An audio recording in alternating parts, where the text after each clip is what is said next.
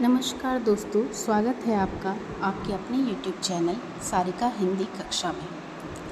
आज हम बाणभट्ट की आत्मकथा के प्रथम उच्छ्वास से कुछ प्रश्नों को देखेंगे। सर्वप्रथम हम प्रथम उच्छ्वास के प्रमुख पात्र एवं स्थानों को देखेंगे। इनके प्रमुख पात्र हैं बाणभट्ट, जो कि एक प्रसिद्ध रचनाकार थे और उनका अन्य नाम बंड, भुजंग और असली नाम उनका दक्ष भट्ट था। दूसरे पात्र हैं इसमें चित्रभानु भट्ट, जो कि बाणभट्ट के पिता थे। तीसरे पात्र हैं उडुपति, इनका अन्य नाम तारापति है, जो कि हर्षचरित में वर्णित है और ये उडुपति बाणभट्ट के चचेरे भाई थे। इसमें चौथे पात्र हैं वृद्ध कंचुकी, जो कि स्थानेश्वर के जुलूस में दयनीय दशा की अवस्था में थी। इस प्रथम उच्छ्वास के पांचवें पात्र हैं बूढ़ा, जो कि उत्तरीय वस्त्र अटक जाने के कारण उस जुलूस में खींचतान में उपहास का पात्र बन गए थे।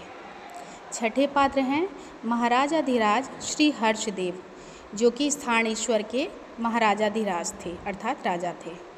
सातवां है इसमें पात्र कुमार कृष्णवर्धन, जो कि श्री हर्षदेव के भाई कुमार कृष्णवर्धन थे। आठवां पात्र है इसमें कृष्णवर्धन का पुत्र, जिसका नामकरण संस्कार का स्थानेश्वर में जुलूस निकलता है। अब इसमें प्रमुख स्थानों को हम देखेंगे। इसमें दो स्थान आए हैं। पहला है मगध, जो कि बाणभट्ट का निवास स्थान है, और दूसरा है स्थानेश्वर, जिसको थानेसर भी कहा जाता है। ये महाराजाधिराज श्री हर्षदेव का नगर राज्य था। प्रमुख पात्रों को देखने के बाद अब हम लोग इसके प्रथम उच्छ्वास के कुछ प्रश्नों को देखेंगे। इसका प्रथम प्रश्न है, प्रथम उच्छ्वास का शीर्षक क्या है? इसका उत्तर है अथ बाणभट्ट की आत्मकथा लिख्यते। दूसरा प्रश्न है, उपन्यास के प्रथम उच्छ्वास में वर्णित श्लोक किस ग्रंथ के कथामुख से लिया गया है? तो इसका उत्तर है बाणभट्ट कृत कादंबरी के कथामुख से। तीसरा प्रश्न है, बाणभट्ट किस वंश के थे? उत्तर है वात्स्यायन वंश। चौथा प्रश्न है, बाणभट्ट के घर में कौन से पक्षी विशुद्ध मंत्रोच्चारण करते थे? इसका उत्तर है शुक सारिकाएँ अर्थात तोता मैना। पांचवा प्रश्न है, बाणभट्ट के घर के शुक सारिकाओं का वर्णन उनके किस ग्रंथ के कथामुख में उल्लेखित है? इसका उत्तर है बाणभट्ट कृत कादंबरी के कथामुख से। छठा प्रश्न है, बाणभट्ट के पिताजी का क्या नाम था? उत्तर है चित्रभानु भट्ट। सातवां प्रश्न है, बाणभट्ट की प्रवृत्ति कैसी थी? उत्तर है जन्म का आवारा, गप्पी, अस्थिरचित्त और घुमक्कड़ प्रवृत्ति। आठवां प्रश्न है, बाणभट्ट के पिता चित्रभानु भट्ट की प्रवृत्ति कैसी थी?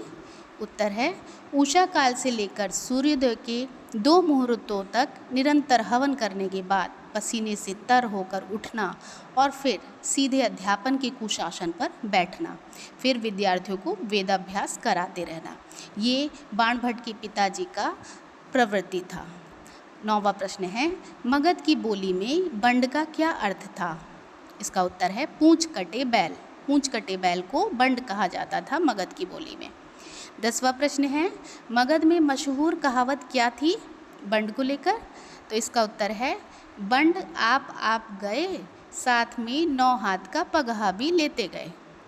11वां प्रश्न है, बाणभट्ट को बंड क्यों कहा गया? इसका उत्तर है क्योंकि भट्ट घर से भाग गए थे और अपने साथ गांव के अन्य छोकरों को भी लेकर चले गए थे, इसलिए लोग उन्हें बंड कहने लगे थे। 12वां प्रश्न है, बाणभट्ट ने बंड नाम को संस्कृत में क्या नाम देकर उसके संस्कार में कुछ इज्जत बढ़ा दी थी? इसका उत्तर है बाण। 13वां प्रश्न है, बाणभट्ट का असली नाम क्या था? उत्तर है दक्ष भट्ट। 14वां प्रश्न है, बाणभट्ट के पिताजी कितने भाई थे? तो इसका उत्तर है 11 भाई। 15वां प्रश्न है, बाणभट्ट को अपने किस भाई से समवयस्क व्यवहार था? तो इसका उत्तर है चचेरे भाई उडुपति से। 16वां प्रश्न है, उडुपति कौन थे? इसका उत्तर है उडुपति बाणभट्ट के चचेरे बड़े भाई थे और वह एक प्रसिद्ध तार्किक थे। और हर्षचरित में बाणभट्ट के एक पितृव्य पुत्र का नाम तारापति लिखा गया है, जो उडुपति ही हैं। 7वां प्रश्न है, उडुपति ने किस बौद्ध भिक्षु को शास्त्रार्थ में पराजित किया था? इसका उत्तर है वसुभूति को। 18वां प्रश्न है, उडुपति की विद्वता का किस राजा पर बड़ा प्रभाव पड़ा और वे वैदिक मत की ओर प्रवृत्त हो गए थे? तो इसका उत्तर है महाराजाधिराज हर्षवर्धन पर। 19वां प्रश्न है, उडुपति का नाम हर्षचरित में किस नाम से मिलता है? तो इसका उत्तर है तारापति। 20वां प्रश्न है, बाणभट्ट को माता पिता का स्नेह रस किससे मिलता था? इसका उत्तर है उडुपति से। 21वां प्रश्न है, बाणभट्ट के पिता की मृत्यु के समय बाण की उम्र क्या थी?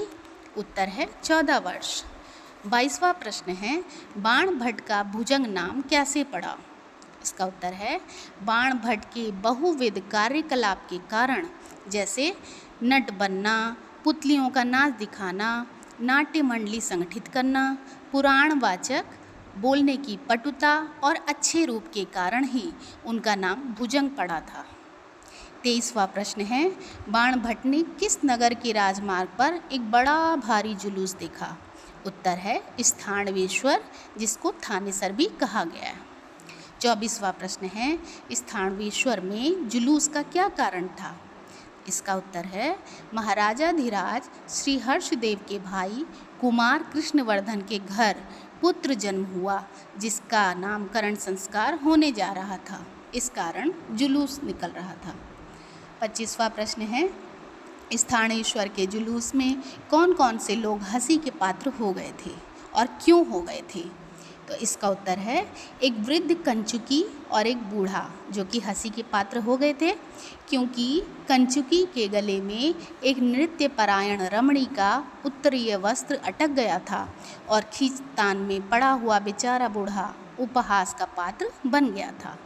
26वां प्रश्न है, जुलूस में राजमहल में कौन कौन से लोगों को भी शामिल किया गया था जो उद्भुता नृत्य से विह्वल होकर भागे जा रहे थे? उसका उत्तर है बौनी, कुबड़े, नपुंसक और मूर्ख लोगों को भी जुलूस में शामिल किया गया था। 27वां प्रश्न है, जुलूस में नर्तिकाओं, राजकन्याओं और राजा के चारण और बंदी का स्थान कहाँ था? इसका उत्तर है पहले जुलूस के पहले पंक्ति में नर्तिकाओं के साथ राजबधुएं चल रही थी और उसके मध्य भाग में राजकन्याएं चल रही थी और उसकी सबसे पीछे वाले हिस्से में राजा के चारण और बंदी विरुद्ध गान करते हुए जा रहे थे। 28वां प्रश्न है, जुलूस में कौन कौन से वाद्य यंत्रों का वर्णन है? इसका उत्तर है भेरी, मृदंग, पटल, काहल और शंख। 29वां प्रश्न है, उपन्यास में वर्णित स्थानवेश्वर अर्थात थानेसर के जुलूस का वर्णन किस ग्रंथ से लिया गया है? इसका उत्तर है कादंबरी में शुकनास के पुत्रोत्सव कालीन यात्रा के वर्णन से मिलता है। 30वां प्रश्न है, स्नेह बड़ी दारुण वस्तु है, ममता बड़ी प्रचंड शक्ति है, यह कथन किसका है? उत्तर है बाणभट्ट का स्वगत चिंतन, मतलब वो स्वयं चिंतन करते हैं इस कथन को लेकर। 31वां प्रश्न है, बाणभट्ट की कोई भी पुस्तक समाप्त क्यों नहीं हो पाई? क्योंकि वह योजना बनाकर कोई कार्य नहीं कर पाता था, जिस कारण बाणभट्ट की कोई भी पुस्तक संपन्न नहीं हो पाई, अर्थात अपूर्ण रही। 32वां प्रश्न है, बाणभट्ट किसके पुत्र जन्म के अवसर पर बधाई देने जा रहा था? इसका उत्तर है कुमार कृष्णवर्धन के पुत्र जन्म के अवसर पर। 33वां प्रश्न है, बाणभट्ट का प्रिय वेश क्या था? उत्तर है शुक्ल अंगराग, शुक्ल पुष्प की माला, आगुल्फ शुक्ल धोत उत्तरीय। 34वां प्रश्न है, बाणभट्ट किस दिन कृष्णवर्धन से मिलने जाता है? इसका उत्तर है शुक्ल पक्ष की त्रयोदशी को।